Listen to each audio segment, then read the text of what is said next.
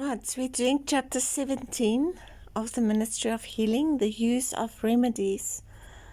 Disease never comes without a cause. The way is prepared and disease invited. By disregard of the laws of health, many suffer in consequence of the transgression of their parents. While they are not responsible for what their parents have done, it is nevertheless their duty to ascertain what are and what are not violations of the laws of health. They should avoid the wrong habits of their parents and, by correct living, place themselves in better conditions. The greater number, however, suffer because of their own wrong course of action. They disregard the principles of health by their habits of eating, drinking, dressing, and working. Their transgression of nature's laws produces the sure result, and when sickness comes upon them, many do not credit their suffering to the true cause, but murmur against God because of their afflictions. But God is not responsible for the suffering that follows disregard of natural law. God has endowed us with a certain amount of vital force. He has also formed us with organs suited to maintain the various functions of life, and He designs that these organs shall work together in harmony. If we carefully preserve the life force and keep the delicate mechanism of the body in order, the result is health.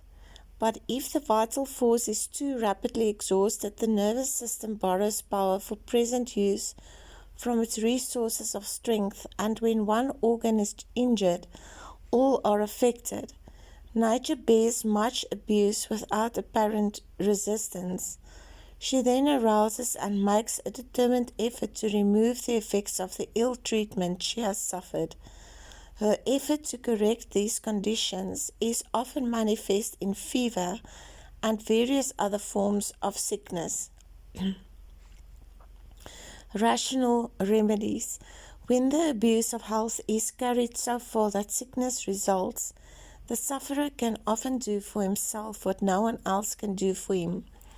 The first thing to be done is to ascertain the true character of the sickness, and then go to work intelligently to remove the cause. If the harmonious working of the system has become unbalanced by overwork, overeating, or other irregularities, do not endeavor to adjust the difficulties by adding a burden of poisonous medicines. Intemperate eating is often the cause of sickness, and what nature most needs is to be relieved of the undue burden that has been placed upon her. In many cases of sickness, the very best remedy is for the patient to fast for a meal or two, that the overworked organs of digestion may have an opportunity to rest. A fruit diet for a few days has often brought great relief to brain workers. Many times, a short period of entire abstinence from food, followed by simple moderate eating, has led to recovery through nature's own recuperative effort. An abstemious diet for a month or two would convince many sufferers that the path of self-denial is the path to health. Rest as a remedy. Some make themselves sick by overwork. For these, rest, freedom from care, and a spared diet are essential to restoration of health. To those who are brain weary and nervous because of continual labor and close confinement, a visit to the country where they can live a simple, carefree life, coming in close contact with the things of nature, will be most helpful. Roaming through the fields and the woods, picking the flowers, listening to the songs of the birds, will do far more than any other agency towards their recovery. In health and in sickness, pure water is one of heaven's choicest blessings. Its proper use promotes health. It is the beverage which God provided to quench the thirst of animals and man. Drunk freely, it helps to supply the necessities of the system and assists nature to resist disease. The external application of water is one of the easiest and most satisfactory ways of regulating the circulation of the blood. A cold or cool bath is an excellent tonic. Warm baths open the pores and thus aid in the elimination of impurities. Both warm and neutral baths soothe the nerves and equalize the circulation. But many have never learned by experience the beneficial effects of the proper use of water, and they are afraid of it. Water treatments are not appreciated as they should be, and to apply them skillfully requires work that many are unwilling to perform. But none should feel exhausted for ignorance or indifference on the subject. There are many ways in which water can be applied to relieve pain and check disease. All should become intelligent in its use in simple home treatments. Mothers especially should know how to care for their families in both health and sickness. Action is a law of our being. Every organ of the body has its appointed work, upon the performance of which its development and strength depend. The normal action of all the organs gives strength and vigor, while the tendency of disuse is toward decay and death. Bind up an arm even for a few weeks, then free it from its bands, and you will see that it is weaker than the one you have been using moderately during the same time. Inactivity produces the same effect upon the whole muscular system. Inactivity is a fruitful cause of disease. Exercise quickens and equalizes the circulation of the blood, but in idleness the blood does not circulate freely, and the changes in it,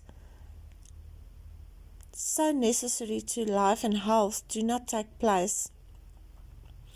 The skin too becomes inactive. Impurities are not expelled as they would be if the circulation had been quickened by vigorous exercise.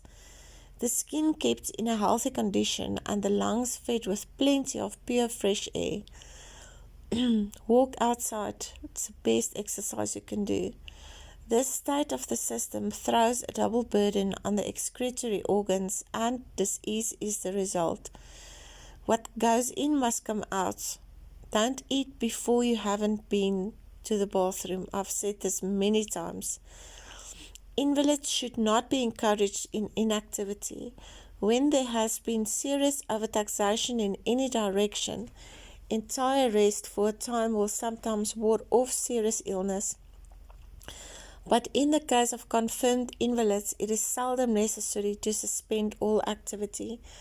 If you drink enough water and you exercise properly for at least an hour outside every day by vigorous walking, you will not have problems with your digestive system, your weight, or your circulation system. Your body will be working like a well-oiled machine, as she says.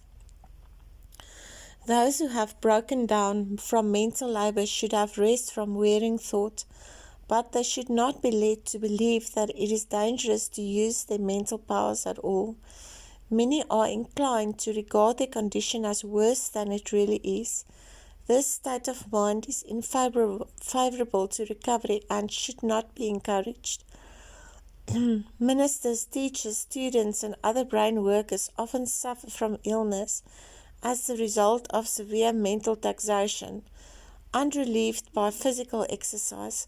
What these persons need is a more active life. Strictly temperate habits combined with proper exercise would ensure both mental and physical vigor, and would give power of endurance to all brain workers. Those who have overtaxed their physical powers should not be encouraged to forego manual labor entirely, but labor to be of the greatest advantage should be systematic and agreeable. Outdoor exercise is the best. It should be so planned as to strengthen by use the organs that have become weakened, and the heart should be in it. The labor of the hand should never degenerate into mere drudgery. When invalids have nothing to occupy their time and attention, their thoughts become centered upon themselves and they grow morbid and irritable. Many times they dwell upon their bad feelings until they think themselves much worse than they really are and wholly unable to do anything. In all these cases, well-directed physical exercise would prove an effective remedial agent. In some cases, it is dispensable to the recovery of health. The will goes with the labor of the hands, and what these invalids need is to have the will aroused. When the will is dormant, the imagination becomes abnormal, and it is impossible to resist disease.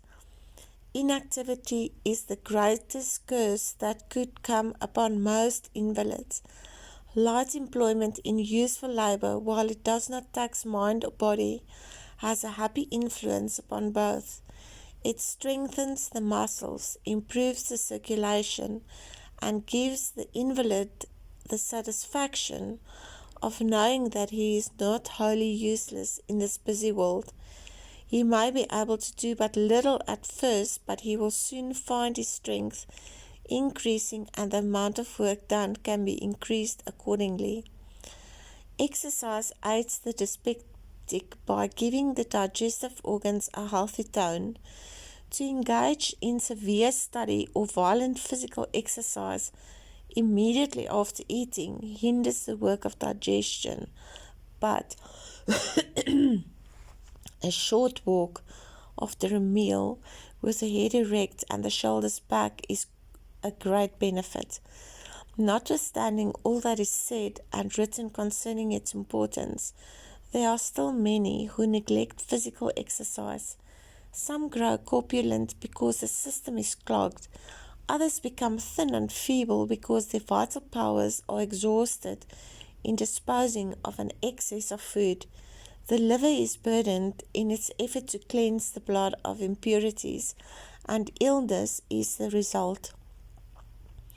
Those whose habits are sedentary should, when the weather will permit, exercise in the open air every day, summer or winter. Walking is preferable to riding or driving, for it brings more of the muscles into exercise. The lungs are forced into healthy action. Since it is impossible to walk briskly without inflating them, such exercise would in many cases be better for the health than medicine. Physicians often advise their patients to take an ocean voyage, to go to some mineral spring or to visit different places for change of climate, when in most cases, if they would eat temperately and take cheerful, healthful exercise, they would recover health and would save time and money. That is then the end of chapter 17.